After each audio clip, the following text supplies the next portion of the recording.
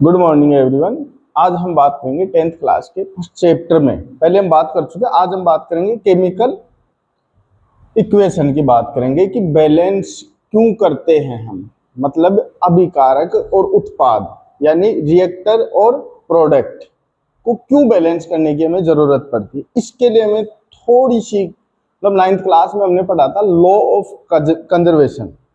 Law of conservation इसमें बताता है कि द्रव्यमान है ना, द्रव्यमान। अच्छा, द्रव्यमान क्या होता है पहले ये समझो।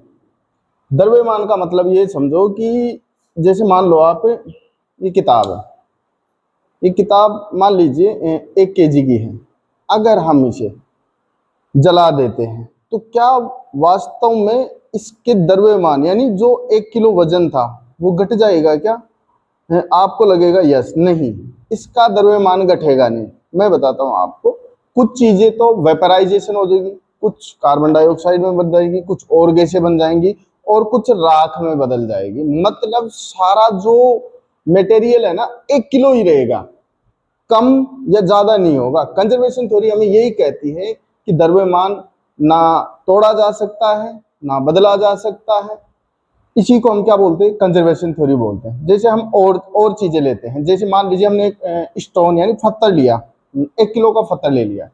अब ठीक है, हम उसे क्रश करते हैं, पीस लेते हैं। 1 किलो के पत्थर को पीस लिया, एकदम बढ़िया से पीस लिया। क्या अब उसके वजन में कोई कमी आई है क्या? पीसने के बाद क्या वो 1 किलो कम हो गया है क्या? नहीं, वो अब भी 1 किलो ही है। मतलब चाहे वो स्मॉलेस्ट यूनिट आपके एटम्स में बहुत बारीक बारीक एटम्स में टूट गया हो, पर वो वजन तो 1 किलो ही रहेगा। वजन में कोई परिवर्तन नहीं हुआ। जैसे मान लीजिए मैं 60 किलो का हूँ, मुझ में 60 किलो वजन है। अब जैसे मैं मर जाता हूँ तो क्या मेरा वजन यानी मेरा जो द्रव्यमान है, मास है, वो जलाने के बाद में क्या बदल जाएगा? नहीं। मेरा जो वजन 60 किलो है, जैसे मान लीजिए फायर कर देंगे तो जो मुझ में पानी है वेपराइजेशन हो जाएगा, हड्डियां हैं, कुछ हिस्सा वहां राख में तब्दील हो जाएगा, कुछ हिस्सा वेपराइजेशन गैसों में बदल जाएगा। इसी प्रकार 60 किलो वजन हमेशा 60 किलो ही रहेगा। मतलब मैं ये कहना चाह रहा हूँ कि इस धरती का वजन 100 किलो है ना, तो उसे हम बदल नहीं सकते, वो हमेशा 100 ही किलो रहेगा, कम और ज्यादा नहीं हो सकता। अब हम बात करते हैं कि क्यों जरूरी है। ये हमारी क्लियर हो चुकी है कि क्यों जरूरी है। अब बात करते हैं कि इसमें बैलेंस करने में कौन कौन सी चीजें हमें जरूरत पड़ती है या कौन कौन सी चीजें जरूरी होती हैं। तो इसमें पहली चीज है अभिकारकों और उत्पादों के सही सूत्र लिखे। सही सूत्र अभिकारक, अरे जैसे मान लो CO2, तो C प्लस O2 क्या बना? CO2 बना। अच्छा, ये कहना ये चाह रहा है कि ये का और इसका सूत्र सही लिखे, इस बात को बताना चाह रहा है। फिर है प्रत्येक तत्व के परमाणु दोनों ओर गिने। इधर इसके कितने हैं? 1 है। ऑक्सीजन कितने हैं? 2। ये बात ये बता रहा है। फिर दूसरा, आवश्यकता अनुसार गुणांक लगाए। मतलब हमें अगर इसे बैलेंस करना, हम आगे बात करते हैं कि बैलेंस कैसे करते हैं, तो एक गुणांक लगाए, ये बाद में बात करते हैं। फिर है सबस्क्रिप्ट को कभी न बदले, मतलब ये सब बदला नहीं जाएगा। फिर बात करते हैं पुनः दोनों ओर परमाणु गिने और सुनिश्चित करें कि वे समान हैं। अच्छा, समान होने की बात करते हैं तो यहां हम बात करें कि कार्बन की संख्या कितनी है? 1 है। O2 की संख्या कितनी है? 2 है। अच्छा, इसमें कार्बन 1 है, O2 2 है। हाँ, ये रिएक्शन एक्चुअल में बैलेंस है। अच्छा, हम इसे क्या, वो जो कंजर्वेशन की थ्योरी की बात करें यहाँ, तो क्या इनको हम बदल सकते हैं? नहीं। अगर मान लीजिए हमने कार्बन की फिक्स मात्रा ली है, ऑक्सीजन के 2 एटम्स लिए, कार्बन का 1 एटम्स लिया है, तो क्या ये बदलेगा क्या उधर जाके प्रोडक्ट में जाके? नहीं, ये यहाँ भी सेम ही रहेंगे। ऐसा नहीं कि यहाँ कार्बन आधा आ जाएगा या फिर ऑक्सीजन 1 आ जाएगा, नहीं, दोनों बराबर रहेंगे। इसी बात को बोलते हैं इक्वेशन बैलेंस करना, केमिकल इक्वेशन को बैलेंस करना। अब हम सीखते हैं, 1 मिनट भी नहीं लगेगा बैलेंस इक्वेशन करने में, 1 मिनट भी नहीं लगने वाला। अब देखो मेरी बात। अब जैसे H2 प्लस O2, ये तो क्या है? ये तो रिएक्टर है। H2O क्या है? प्रोडक्ट है। मतलब ये दोनों क्या हुए? अभिकारक। और ये क्या हुए?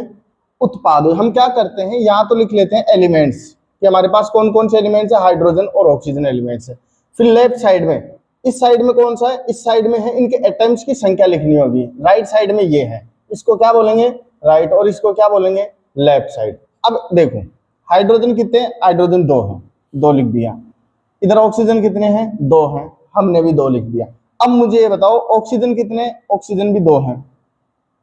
इधर ऑक्सीजन कितने, इधर ऑक्सीजन 1 है। इसका मतलब ये हुआ कि ये दोनों तो समान है पर ये दोनों असमान है, मतलब मिसबैलेंस है। तो हमें इसे बैलेंस करने के लिए क्या करना पड़ेगा, जो हमने जो तीसरा पॉइंट पढ़ा था कि इनके गुणांक को हमें समान करना होगा। अच्छा कुछ नहीं, इसमें ये एक छोटा सा काम है।